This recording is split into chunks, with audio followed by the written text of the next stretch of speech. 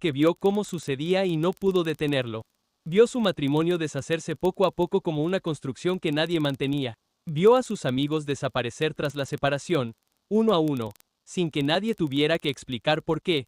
Vio los fines de semana volverse más silenciosos y luego los meses y después los años. Y trató todo eso de la única manera que sabe, sin hacer de ello un problema de otros, sin decir lo que aquello le costó de verdad. Esto no es una falla de carácter, es lo que sucede cuando un hombre es formado en una cultura que nunca le preguntó qué sentía.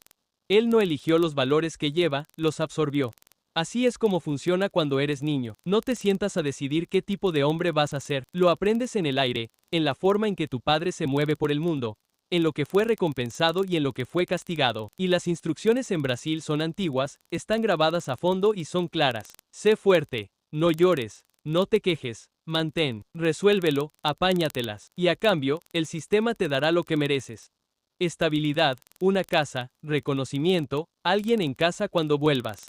Su padre probablemente no hablaba sobre lo que sentía. Su abuelo, mucho menos. Los hombres a su alrededor se comunicaban a través de la acción, a través de aparecer, de mantener, de aguantar lo que viniera. El sentimiento era cosa de otro universo.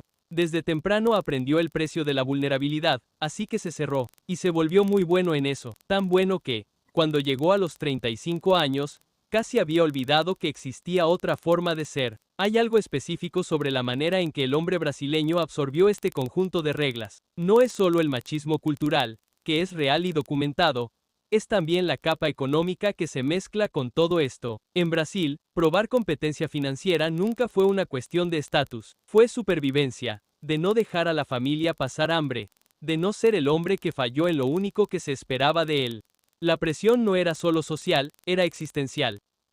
Así que trabajó con la fuerza con la que solo trabaja quien no tiene margen para equivocarse. Aquí está lo que raramente se dice con claridad sobre este hombre. Él no vivió una crisis económica, vivió varias, cada una llegando en un momento distinto de su vida, cada una absorbida en silencio, porque demostrar que era demasiado pesado nunca fue algo que estuviera preparado para hacer. La inflación galopante de los años 80 entró en su infancia como un ruido de fondo constante, la mesa que se encogía, la madre contando monedas en el mercado, el padre llegando con cara de pocos amigos sin explicar por qué. En 1990, el plan Collor se llevó los ahorros de la noche a la mañana. Familias que habían ahorrado durante años vieron su dinero desaparecer con un decreto. Era el momento en que muchos de estos hombres intentaban entrar al mercado laboral, construir algo propio. El suelo desapareció antes de que pudieran pisarlo de verdad. En 2008, la crisis financiera global cerró empresas y eliminó empleos que nunca volvieron. En 2015, el desempleo alcanzó a más de 13 millones de personas fuera del mercado formal, según el IBGE.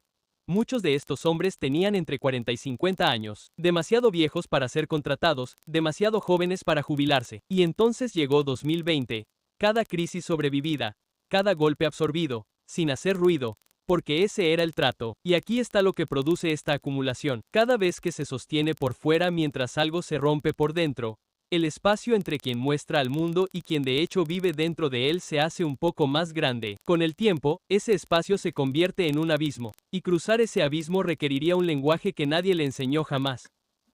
La realidad financiera es específica y pesada. Según datos del SPC Brasil, más del 60% de los adultos brasileños no poseen ninguna reserva financiera más allá del costo mensual básico. El INSS, que debía ser la red de seguridad, paga beneficios cercanos al salario mínimo a la mayor parte de los trabajadores, valores muy por debajo de lo recomendado para una jubilación con algo de dignidad. El futuro de la seguridad social es lo suficientemente incierto como para que la mayoría de los hombres mayores de 40 años no sepa honestamente con qué contar cuando llegue el momento. Trabajó toda su vida y las cuentas no cuadran, no porque fuera descuidado, sino porque el suelo se movía mientras trabajaba y nada de eso estaba en el acuerdo original. Las instituciones lo traicionaron. La empresa a la que dio décadas de lealtad lo despidió cuando la hoja de cálculo necesitaba un mejor número. La estabilidad prometida era una promesa que nadie tenía la autoridad real para hacer. Las reglas cambiaron y nadie avisó. El IBGE documentó el aumento consistente en el número de divorcios en Brasil en las últimas décadas. Muchos de estos hombres se casaron temprano porque era lo que se veía a su alrededor. ¿Construyes una familia? ¿Provees? Esa es la estructura. Pero el modelo de relación que les enseñaron a esperar ya estaba cambiando antes de que llegaran a él. La versión de pareja que tenían en mente ya no existía de la forma en que la imaginaban. Entonces, pasaron años buscando algo que no existía en ese formato. Y cuando el matrimonio terminó, o cuando suficientes intentos fracasaron, muchos dejaron de intentarlo.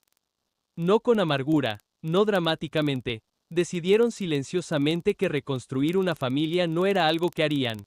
Era el único tipo de protección que aún les quedaba, no volver a intentar. Para los que tuvieron hijos, la separación produjo algo específico. La mayoría se convirtió en el padre de fin de semana, presente en los cumpleaños, en las graduaciones, en las visitas acordadas, pero ausente de la textura cotidiana. No estaba en un martes común. No era parte de los ritmos que son como los niños realmente conocen a sus padres. Padre en el papel, observador en la práctica. Es una pérdida particular que la mayoría carga sin nunca ponerle nombre. Cuando el matrimonio terminó, el mundo social se fue con él. La red de amistades era de ella o era de la pareja. Ella se quedó con la comunidad, con los vecinos, con las familias de alrededor. Para él, esa infraestructura se evaporó. Y él no construyó una alternativa, porque construir infraestructura afectiva nunca fue algo que nadie le enseñara. Mientras ella mantenía las relaciones, él sustentaba las cuentas. Cuando los papeles desaparecieron, lo que quedó fue silencio. Los hombres históricamente dependen de la pareja como principal ancla social y emocional. En muchos casos, la única. Cuando esa ancla se va, la mayoría no tiene nada construido para reemplazarla. No por incapacidad, sino porque nunca se le incentivó a construir. El hombre latinoamericano creció en un ambiente donde el sentimiento no se nombra, donde el padre que se emocionaba era visto como débil, donde aguanta el llanto, se transmitía de generación en generación como preparación para la dureza del mundo. Ese hombre aprendió temprano el costo de la vulnerabilidad, se volvió competente, estable, autosuficiente. El tipo que resuelve en el contexto en que creció. Esa fue una adaptación racional, pero las adaptaciones que funcionan en un ambiente pueden convertirse en trampas cuando el ambiente cambia. Un hombre puede gradualmente perder el acceso a sus propios estados emocionales, no porque los sentimientos desaparezcan, siguen ahí, sino porque la capacidad de identificarlos y nombrarlos se atrofia a lo largo de décadas de desuso. El resultado es alguien que no se percibe como solitario porque dejó de verificar si lo estaba hace mucho tiempo, que no se percibe como deprimido porque perdió el vocabulario para eso hace años. Él solo está cansado, ocupado. Bueno, los investigadores llaman a este fenómeno alexitimia, la dificultad clínica de identificar, diferenciar y describir los propios estados emocionales. Los estudios sobre las diferencias de género en la salud mental indican que los hombres presentan índices significativamente más elevados de esta condición y que las culturas de masculinidad rígida profundizan este proceso a lo largo de la vida. En Brasil, donde los hombres no lloran, funciona casi como un principio educativo. Este patrón se intensifica más que en el promedio global. El Ministerio de Salud ha documentado que los hombres brasileños buscan servicios de salud con mucha menos frecuencia que las mujeres, incluso presentando síntomas que exigen atención. El resultado es una brecha enorme entre lo que él siente y lo que comunica. Él se mantiene en movimiento porque detenerse a mirar cuesta más que seguir andando. Él está casi seguramente sufriendo y nunca usaría esa palabra. Este silencio, este hábito profundo cultivado a lo largo de décadas de no decir lo que está sucediendo, no es un detalle lateral de lo que viene después, es el mecanismo preciso que produce lo que viene después. Existe una crisis de salud masculina en Brasil que no aparece en los noticieros porque los hombres afectados no hacen ruido al respecto. Datos del Ministerio de Salud indican que los hombres representan aproximadamente el 78% de las muertes por lesiones autoinfligidas en el país, casi 4 de cada 5. En valores absolutos, Brasil figura entre los países con mayor número de muertes evitables registradas al año entre hombres. El grupo de edad con tasas más elevadas incluye a los que están entre los 40 y 59 años. No los jóvenes, que suelen dominar el imaginario sobre el tema. Los hombres de mediana edad, los que ya construyeron, ya perdieron, ya intentaron reconstruir y llegaron a un punto donde el peso acumulado encontró décadas de silencio entrenado. El boletín epidemiológico del Ministerio de Salud registró un crecimiento consistente en la tasa de mortalidad por colapso psicológico entre hombres brasileños, con una elevación especialmente marcada en hombres mayores de 40 años. Los menos propensos a buscar ayuda son exactamente los que corren mayor riesgo. Y el estoicismo enseñado como virtud es el mecanismo que mantiene esa puerta cerrada. Hoy él logra mantenerse. Tiene una rutina que da forma a la semana, funciona. Nadie verifica cómo está porque parece estar bien y porque nadie está realmente verificando. La pregunta que rara vez se hace en voz alta es esta. ¿Qué sucede cuando las cosas que funcionan hoy dejen de funcionar?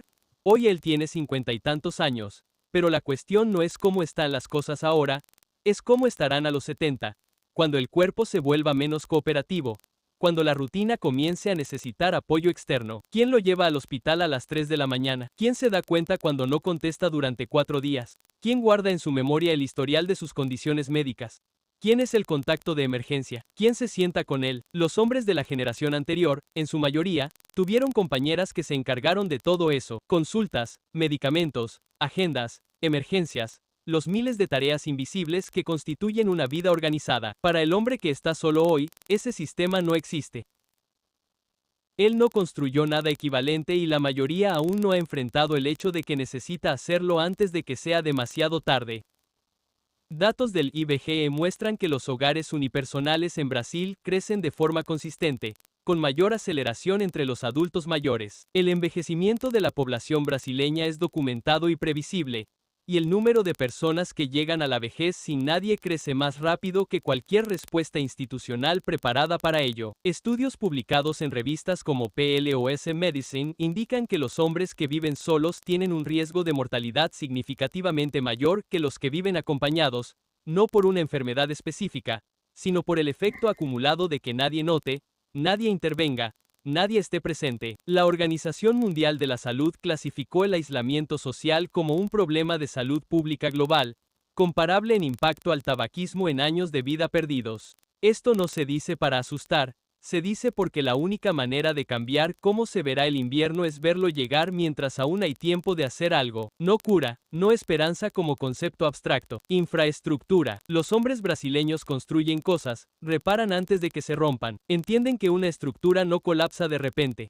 Colapsa porque nadie hizo el mantenimiento pequeño durante años y cuando el problema aparece ya no es una reparación, es una reconstrucción. El enfoque que funciona aquí no es, ábrense, o busquen ayuda emocional, es, arreglen la estructura ahora mientras aún es posible. Él entiende esa lógica, la aplicó a todo en su vida, excepto a la parte que más la necesita ahora: tener un perro. Un perro exige una rutina diaria: levantarse, salir, moverse, independientemente de cómo se sienta el día. Para un hombre cuyos días perdieron estructura, esto no es un detalle menor. Los dueños de perros son una de las pocas categorías de adultos que aún hablan con extraños en el parque, en la plaza, en la acera. Esos intercambios, aparentemente insignificantes, se acumulan en algo real con el paso del tiempo, y un perro ofrece algo que la mayoría de estos hombres no recibe de otro ser vivo hace mucho tiempo: presencia física incondicional y diaria, sin necesidad de actuar.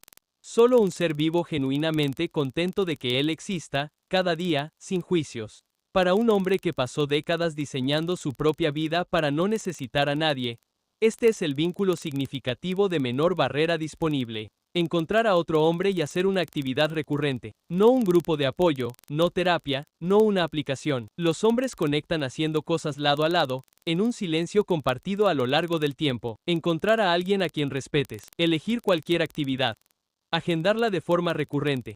Fútbol de fin de semana, pesca, caminatas semanales, arreglar algo en el garaje. El contenido no importa. La relación se construye en los márgenes de la actividad, en los silencios, en las repeticiones, sin que ninguno necesite nombrar lo que se está construyendo. Así es como los hombres siempre han formado amistades reales. Pero alguien debe tomar la iniciativa y ese alguien tiene que ser él. Voluntariado basado en una competencia real. No caridad genérica, sino usar experiencia concreta en un lugar que realmente la necesite. Si lleva décadas en un área profesional, hay jóvenes empezando exactamente donde él estaba hace 30 años, sin orientación y sin referentes. El mecanismo no es el altruismo, es ser necesario por quien él realmente es, no por lo que logra producir económicamente. Muchos de estos hombres fueron valorados toda su vida solo como un producto. Un contexto donde su experiencia acumulada es lo que alguien necesita, representa un cambio de peso real. Construir una relación con alguien 20 años más joven, un sobrino, un vecino, un joven colega, no es caridad, es una estructura calculada. Una persona 20 años más joven ahora estará en sus 50 cuando él esté en sus 70. Aún funcional, aún capaz de realizar tareas prácticas que una persona mayor deja de poder hacer sola. Construir esa relación ahora, lentamente, Crea una presencia en su vida que aún estará ahí cuando necesite que alguien lo esté. Y el más joven recibe algo raro. Un adulto sin la agenda de los padres, que vivió de verdad y dirá la verdad sin intentar gestionar sus elecciones. Escribir el relato, no un libro para publicar, sino un documento honesto. ¿Qué pasó? ¿Cómo pasó? ¿Qué costó? ¿Qué le diría al hombre de 30 años que él era? El punto no es la escritura, sino lo que escribir fuerza. Mirar una vida y encontrar su forma real. La mayoría de los hombres que hacen esto descubren que la vida no era lo que pensaban mientras la vivían. Cosas que parecían un fracaso se revelan diferentes con la distancia. Periodos que parecían nada, estaban construyendo algo. Hacer que el cuerpo sea algo no negociable. No por la apariencia, sino por la funcionalidad y la duración. Cada año de capacidad física mantenida es un año menos dependiendo de que otra persona haga algo que él hacía solo. La evidencia sobre el entrenamiento de fuerza para hombres mayores de 50 es robusta. Desacelera el declive cognitivo, regula el humor y preserva la independencia que determina si él conduce su propia vida o si otros necesitan conducirla por él. Para un hombre, la fuerza física siempre ha sido infraestructura. Solo que ahora la construcción que necesita sostener es a sí mismo.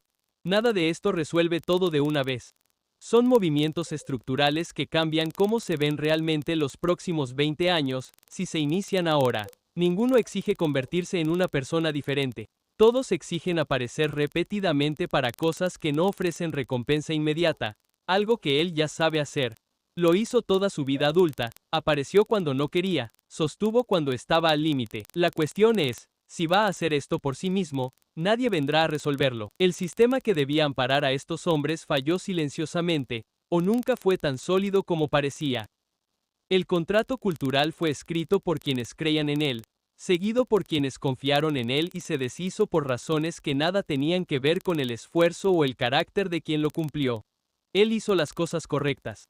Las instrucciones estaban equivocadas, no porque alguien mintiera con mala intención, sino porque el mundo para el que fueron escritas ya había dejado de existir antes de que él terminara de aprenderlas. El proveedor, a quien nadie más necesitaba que proveyera de la misma forma, el hombre de familia en un modelo familiar que había cambiado, el profesional leal en una economía que había descartado la lealtad como variable relevante. El invierno que se avecina es real, no se lo imaginó, el silencio alrededor lo confirma, los datos lo confirman. Y lo peor que puede hacer ahora es seguir haciendo lo que hizo por décadas, sostener la estructura por fuera mientras no mira lo que sucede dentro y alrededor de ella. Pero el invierno aún no ha llegado. Y lo que un hombre hace en los años antes de que llegue es la única variable que sigue en juego. No porque la vida le deba algo esta vez, probablemente no le debe nada. Y él ya sabe esto simplemente porque aún hay tiempo de construir algo pequeño y real. Algo que no dependa de ningún sistema, algo que aguante. Un perro que se alegra cuando abre la puerta. Un hombre que aparece en lo mismo cada semana sin necesidad de invitación. Alguien más joven que atiende cuando llama porque existe una relación real entre ellos. Un cuerpo que aún responde, un documento que dice con honestidad lo que la vida de hecho fue. Él hizo todo bien en un mundo que ya no existe. La cuestión ahora es qué construye en el mundo que sí existe.